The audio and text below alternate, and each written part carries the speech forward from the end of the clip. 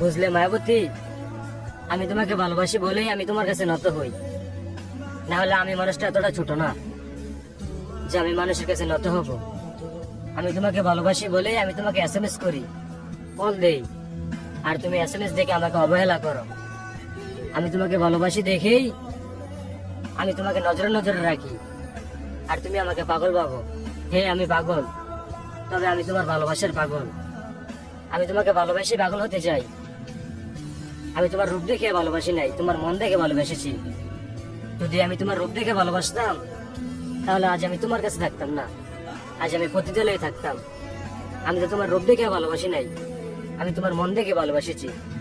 আর তুমি আমাকে অবহেলা করো।